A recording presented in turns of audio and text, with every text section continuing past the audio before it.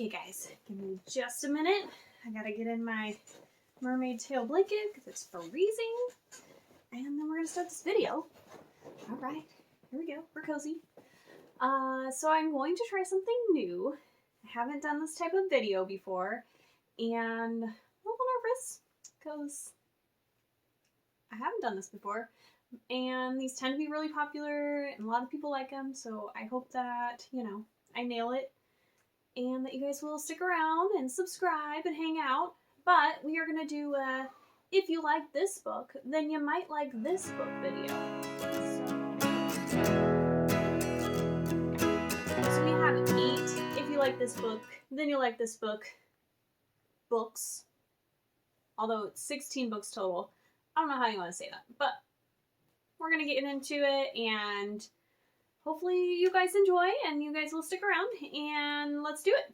Okay, so the first one that we are going to start with here is if you like Caraval, then you may also like the Wayward Children series. I have only read the first 2 books in that series so far, but what makes me feel like you may like one or the other is more of the writing. It's very bouncy. I never know how exactly to explain the writing, but it's very like, I had a good word for it the other day. So the writing is really lyrical, I feel like, in both of these. And these both also involve fantasy worlds. And so in Caraval, we have 2 sisters and they end up going to Caraval, which is this island that is created. And once a year, there's like a big show and it's completely audience like involved in this show and they go all over the island and there's usually some kind of mystery. And so the 2 girls head to the island because they actually get invited, which it's not like everybody gets invited. It's very exclusive. One of the sisters ends up getting kidnapped and the goal of the game ends up being to find said sister. So whoever finds her wins. And so it's really like just, yeah, lyrical and fun, and I really thoroughly enjoyed this book. The Wayward Children series is about these kids who basically find doors into other worlds, and they're talking about the different worlds that they go into, and sometimes they end up back in our world, and they want to get back and they can't find their way, and there's just tons of different doors and they go to all these different places. They can be nonsense worlds or very analytical type worlds. I can't remember the exact term. So they're just kind of their own little magical worlds, and the writing's just really similar. So if you like the Wayward Children series, they're kind of shorter stories, and then this one obviously is more of a full length, so maybe you like one or the other. So the next one up is An Ember in the Ashes. So if you liked An Ember in the Ashes, you might like A Song of Wraiths and Ruin. So I have really enjoyed reading this series. So far I've read the first 2 books and I'm about to start into the 3rd one soon because the 4th one's coming out next month, and I thoroughly enjoy this series. And I also just read A Song of Wraiths and Ruin and really enjoyed that one as well. I feel like both of these stories are YA fantasies. I feel like they just have a similar feel. I don't know. For whatever reason, throughout this video, you're going to notice I just have a similar feeling about them. They are different stories, and I feel like they both have kind of almost this like storytelling feel to them, where you feel like you're being entwined in this and told this story, and it's just like magical. Like it's like you literally are sitting down like a little kid and somebody's like doing like a storytelling, and you're just like entranced in the world and the uniqueness of just it. This video is very interesting. Anyways, very much enjoyed both of these. I would recommend. Alright, the next 2 books, a little more obvious why I would say one way or the other. So if you liked Serpent and Dove, then I think you might like Incendiary. So both of these books, let's see. So both of these books are very much witch type stories, and I love a good story with a good witchy plot line, and so I feel like if you liked one, then you definitely would like the other one. So Serpent and Dove is about a witch and a witch hunter who, under some weird circumstances, end up having to be married. The witch hunter does not know that she's a witch, though, and kind of their journey and a little bit more into kind of the world. And you get a little bit about how the witch's magic system kind of works. And then Incendiary is about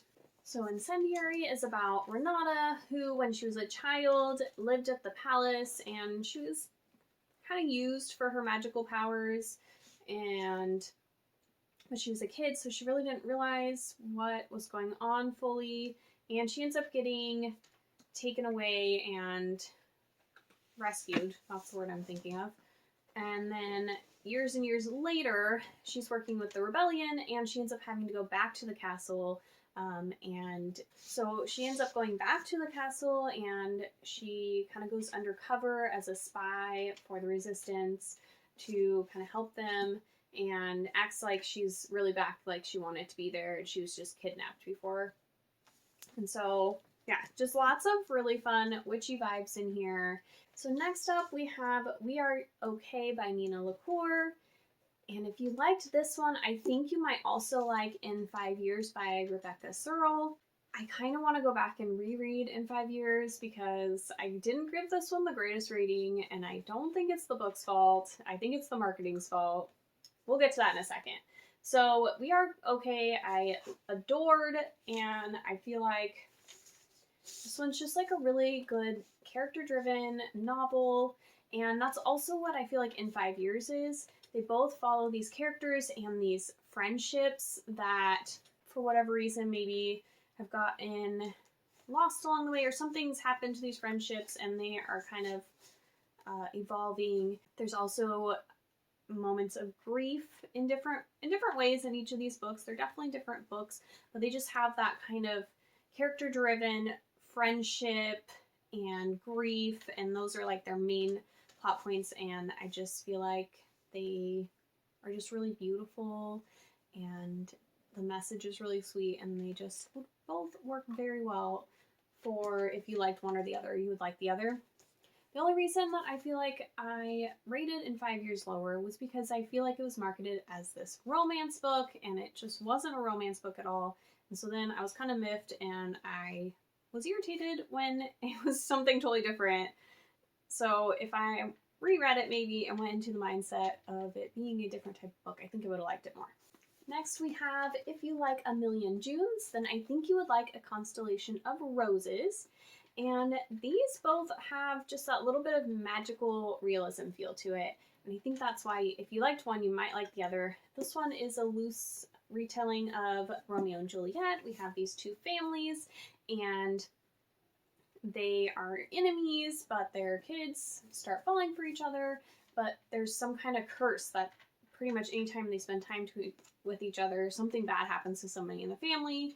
And the kids kind of are like, we don't know that we actually believe this, but there's also these little magical glimpses they start finding in the house that kind of bring them into some of their memories and stuff. And it's just really, it's a cute, sweet, magical realism book.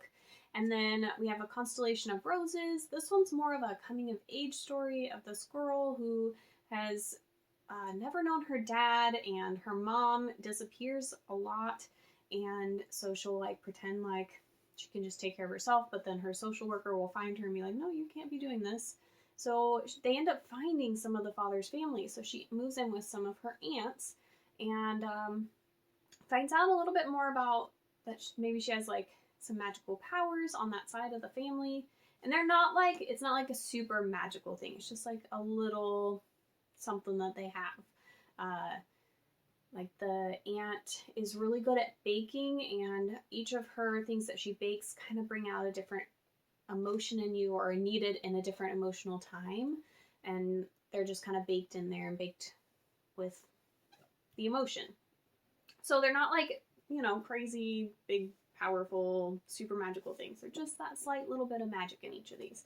And they're both YA, and just think they would fit. So next up, I have Love in Other Words. So if you liked Love in Other Words by Christina Lauren, then I think you would like Beach Read by Emily Henry. I personally loved Love in Other Words. Beach Read was a really cute read, and I know a lot of people have loved it. It was only 3-star for me, but I still enjoyed it.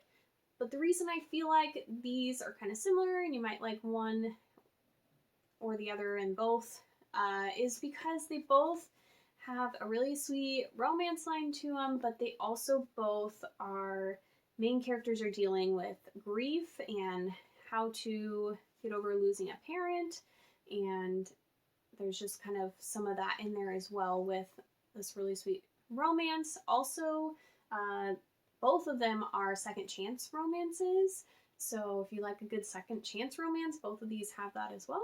So definitely would check these guys out. I have 2 more here. So this one, if you liked Cinder, then you might like Goddess in the Machine. So the Lunar Chronicles is a very classic series here on BookTube. It's been around for a while, and I know a lot of people have read it.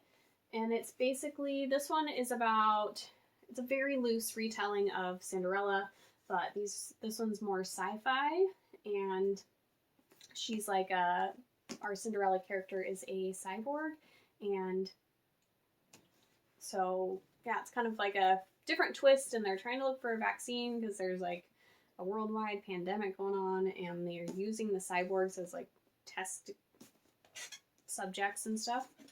And then Goddess in the Machine is also a sci-fi, and I feel like both of these are kind of lighter sci-fis, like if you're just getting into sci-fi, or you kind of like sci-fi but you can also get lost a little bit in some of the terminology or that kind of thing. I think both of these work really well in not letting you get lost. So Goddess in the Machine is about this, basically Earth is dying, and so they are planning to vacate and go to another planet, and they're supposed to wake up, I think it's like 300 years later, or... okay, so she's supposed to wake up 100 years later, and she wakes up 1,000 years later, and pretty much everybody from her ship that she was supposed to be on is gone, and everything's just completely different, and she's like, what is going on? Where am I? Who are all these people? And so yeah, I just think they're kind of both kind of light, easy sci-fis that read really easily and fun, and I enjoyed both quite a bit. Okay, so my last one, I don't have either of these books that I own yet, but if you liked The Hate You Give by Angie Thomas, then I think you would like The Long Way, it's not The Long Way Down, Long Way Down by Jason Reynolds. And both of these are just like, they pack a punch, you know? If you want a story that's really going to help you grow and learn more about the community, like our world, The Hate You Give is talking a lot about the Black Lives Matter movement. Long Way Down talks about Black kids who end up in the prison system and that kind of thing, and the vicious circle that just happens in these communities. That these kids think that they need to be and act a certain way because they've always been raised that way, and they both just like, they just pack a punch, but they're also both fictional stories. So for me, like, sometimes I have a hard time reading nonfiction. It's a little bit more dry, so I like to still learn about these things but enjoy the story a little bit more too. And so I just would recommend both of these. Long Way Down is told in verse, and I listened to it on audio, and it's a really short audio. It's like 45 minutes or something, and I definitely am glad that I listened to it that way. I think that it was really well done, and it's about basically this kid's brother gets shot, and then he is going down this elevator, and on each floor somebody from his past gets on, and he's basically deciding whether he is going to go try and shoot somebody to avenge his brother, and every person that gets on is somebody who has died. in his life, and they're telling him stories and different stuff to help him make this decision whether he wants to do this. So yeah, highly recommend both of these, and I would definitely pick both of them up. So that is all of the books that I'm saying. If you like one, you might like the other. I recommend all of these books. They are all awesome, and I hope that you guys get some recommendations out of this, and that I did an okay job for my first one of these videos. So I will talk to you guys soon, and I hope you guys have a really lovely day.